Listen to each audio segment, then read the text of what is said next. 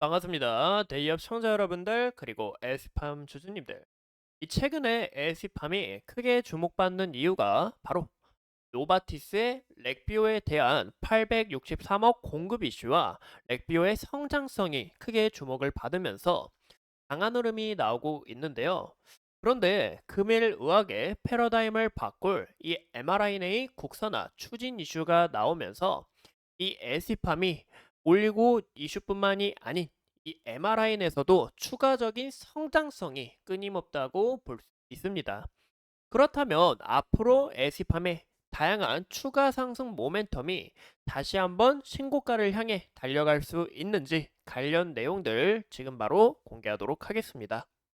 우선 이 에티팜의 핵심 모멘텀인 이 렉비오에 대해 간략하게 설명을 드리자면 이 렉비오는 노바티스의 고지혈증 치료제로 현재 95개국에서 품목 허가를 받으면서 굉장히 놀라운 성장 속도를 보여주고 있다는 게 핵심인 것 같아요.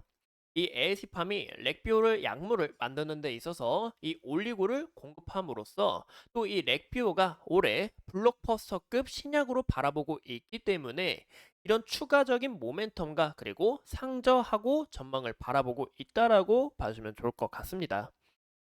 그 이유가 이 렉비오가 올해 2분기 매출이 약 2,500억이 나왔는데 이 부분은 정년도기 대비해서 139% 성장을 했다라고 볼 수 있고 전 분기 대비 20% 성장 속도를 나타내고 있죠. 이 대략 분기 성장률이 20에서 30%를 유지하고 있고 아직 초기 시장인 만큼 분기 성장률이 굉장히 높다라는 것을 우리가 확인해 주시면 좋을 것 같은데요. 이 분기 성장률이 20%를 지속적으로 유지를 한다면 2027년에는 약 10조 시장을 전망 중에 있고 이 부분에 있어서 현재 이 렉비오의 공급사인 에스팜의 밸류 자체도 올라갈 수 있다라고 볼 수가 있는 거죠. 왜냐? 바로 이 올리고 수주량이 지속적으로 늘어날 수밖에 없기 때문에 그래서 이런 부분에서 이 렉비오의 성장성을 크게 눈여겨 보시는 게 좋을 것 같은데요. 예전에 노바티스에서 이 렉비오와 그리고 팔라칸센 타겟 환자 수를 밝힌 적이 있는데 여기에 대한 자료를 제가 보기 좋게 좀 한국말로 좀 번역을 했습니다. 이 두 가지가 이제 노바티스의 약물이고 이 부분은 이제 다른 약물입니다. 현재 이 심혈관 질환은 주요 사망 원인 중 하나로서 현재 이 엔트레스토가 1,500만 명을 타깃으로 하고 있고 100만 명 이상이 처방을 받고 있는데요. 그중 2천만 명이 고지혈증 치료제로 가장 많이 처방되는 스탄틴을 처방받곤 있지만 그중 이 80%인 1,600만 명 환자들의 완치가 굉장히 어렵다고 합니다. 그 이유가 이 내성도 쌓이고 그리고 부작용도 어느 정도 있다 보니까 현재 좀 이런 어려움이 있다라는 것을 볼 수가 있는데 즉 이 부분에 있어서 미국 내 환자 타깃이 1,600만 명과 동시에 여기서 올리고 뉴클레오타이드를 절반만 공급해도 이 올리고가 5.2톤이 필요한데요.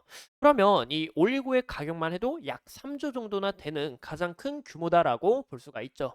또 현재 노바티스가 추구하고 있는 렉비오와 펠랑카센의 이 환자 수를 봤을 때 이 현재 에스팜의 성장 속도도 무섭게 증가할 수 있다라는 게 핵심적인 포인트가 되지 않을까 싶습니다. 또한 이 중국과 인도 시장을 좀 크게 눈여겨 보시는 게 좋을 것 같은데요. 이 최근에 이 렉비오에 대한 중국 이슈가 좀 나왔는데 현재 이 렉비오가 중국 내에서 보험 등재가 되지 않았습니다. 보험 등재가 되지 않기 때문에 비용이 굉장히 비싼데도 수요가 많다는 것을 우리가 볼 수 있어요. 근데 여기서 보험까지 등재하게 된다면 자기 부담금도 줄어드는 만큼 수요 자체가 더욱 늘어날 것으로 전망을 하고 있죠. 현재 이 중국 시장에서 약 5천억 이상의 매출을 나올 거다라고 전망을 하고 있고 중국 출시 가격이 제가 하나로 좀 계산을 해보니까 187만 원 정도가 되는데요. 중국 내에서 약 가격의 절반이나 할인된 만큼 여기서 추가적으로 수요가 늘어날 수밖에 없다라는 게 가장 중요하겠죠. 보시는 것처럼 이 렉비오가 엔트로스토의 성장 속도를 잘 따라잡고 있고 이 부분에 있어서 이 렉비오가 이 엔스토의 에스트롤보다 더 높은 성장 속도를 나타내면서 이 매출 자체도 가져올 것으로 전망하고 있는데요. 이제 엔트로스트 같은 경우 올해 10조 이상을 좀 전망을 하고 있습니다. 그래서 렉비오도 여기에 대해서 크게 달려가고 있는 만큼 블록버스터급 신약이다라고 볼 수가 있고, 현재 노바티스도 지속적으로 이 렉비오와 플랑카센을 더욱 강하게 추진하면서, 여기서 우리가 핵심적인 포인트는 기존 고지혈증 치료제보다 기존 1차 치료제인 이 1차 치료제 같은 경우 이제 매일 1회씩 주사를 맞는데, 이 렉뷰의 약물은 1년에 2번 이 SC 제형으로 맞기 때문에 환자들의 수요가 더 큰 폭으로 늘어날 수 있다는 게 가장 중요하겠죠. 근데 올해는 200kg을 전망하고 있고, 내년에 400kg의 주문이 들어온다면 정말 이슈를 본 대로 내년에 2천억 이상의 매출과, 그리고 내후년에는 2천억의 매출을 큰 폭으로 성장하면서 우리가 이 레시피팜을 지속적으로 바라봐야 되는 이유다라고 볼 수가 있을 것 같습니다. 또한 오늘 이 mRNA에 대한 이슈가 좀 나왔는데요. 이 mRNA 백신 국산화 속도를 추진하겠다라는 것을 우리가 볼 수 있죠. 이제 이제 메신저 리보렉산 같은 경우 이 암과 희귀 질환까지 치료하다 보니까 현재 이 정부에서도 대규모 투자를 통해 이 mRNA 백신을 국산화를 우리가 좀 만들겠다, 추진하겠다라는 내용인데요.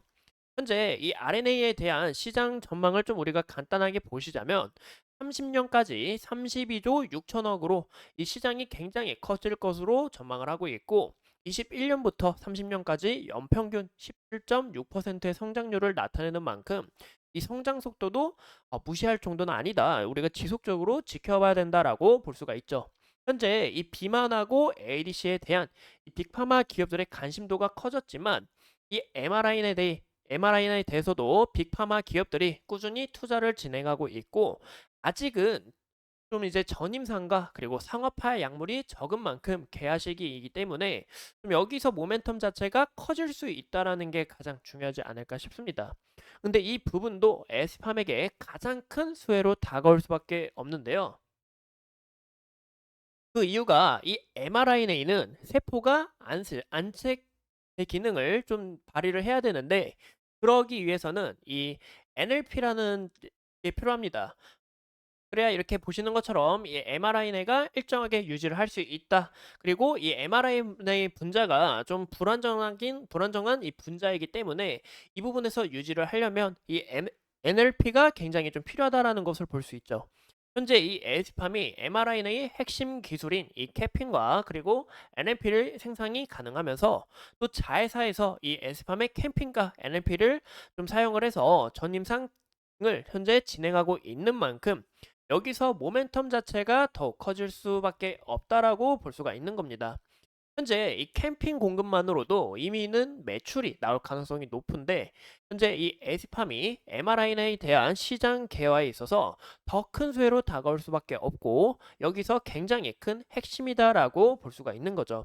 그래서 현재 우리가 좀 집중해서 보셔야 되는 것은 이 렉비오를 통한 올리고 시장을 현재 나아가고 있고, 향후 장기적으로 봤을 때는 이 mRNA를 통해 이 모멘텀 자체가 한 번 더 재조명될 수 있다라는 게 가장 중요하지 않을까라고 볼 수가 있는 거죠. 현재 이 에시팜의 차트를 좀 보시면 현재 일봉으로 봤을 때 최근에 이 희귀 의약품과 렉비오 이슈가 크게 좀 부각이 되면서 현재 강한 상승이 나오고 있는 것을 우리가 확인할 수 있습니다. 현재 이 오일선하고 좀 강하게 격차가 벌어지고 여기서 강한 갭상승이 나왔다라는 것을 좀 우리가 확인할 수 있는데요. 그런 부분에서 이 모멘텀도 좋고 재료도 좋지만 현재 여기에 대한 갭을 또 메꾸면서 좀 조정이 추가적으로 나올 수 있다. 그리고 현 시점에서 보신 것처럼 최근에 지속적인 저항 라인 이 구간을 좀 돌파를 해준 만큼 차익 실현 물량이 또 나올 수 있다라는 게 가장 중요하겠죠. 그래서 이런 부분은 우리가 좀 유의하시는 게 좋을 것 같고, 최근의 흐름을 좀 추적을 해 보신다면 오일성 강하게 지지를 받으면서 주가가 지속적으로 우상향을 하고 있는 만큼 이 오일선에 대한 지지 여부를 우리가 좀 확인하시면 좋을 것 같고요. 그 다음으로는 여기에 대한 지속적인 매물이 좀 부딪혔던 만큼 여기에 대한 지지와, 그리고 더 길게 봤을 때는 이 구간에 우리가 지지 라인도 좀 살펴보시면 좋을 것 같은데요. 근데 현재 이 에스판 같은 경우 굉장히 크게 봤을 때 지속적인 이 하락 추세에서 상승 추세로 다시 전환을 하면서 보시는 것처럼 이평선들 또한 이 정배열 형태로 상승 추세를 이어나가고 있는 중이다라는 것을 좀 우리가 확인할 수 있죠.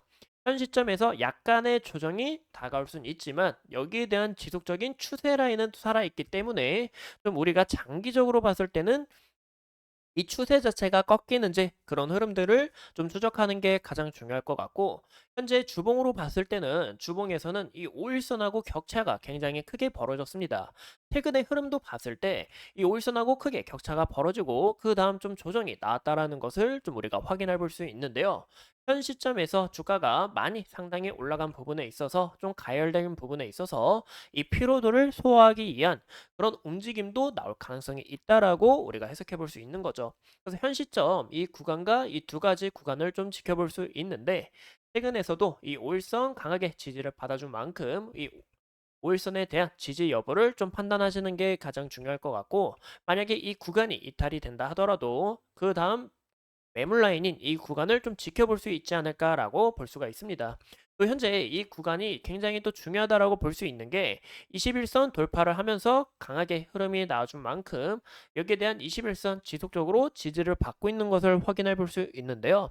그만큼 21선 지속적으로 지지를 받으면서 주가가 우상향할 수 있는지, 또 여기에 대한 이탈이 나오면서 추세가 훼손되는지 그런 움직임을 좀 추적하는 게 가장 중요하지 않을까라고 생각을 합니다.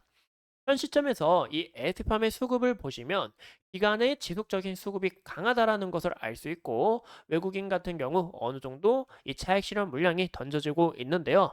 그만큼 이 기간에 대한 수급이 강한 만큼 이 부분에 있어서 또 어떻게 이탈이 나오는지 그런 부분들을 체크해 주시는 게 중요하지 않을까 싶습니다. 네, 이 부분은 어디까지나 장 끝나고 또 변화될 수 있기 때문에 이런 점들도 참고하시면서 이 장 끝나고 또 이 수급 자체가 어떻게 변화됐는지 그런 움직임을 함께 참고하시면 좋을 것 같아요.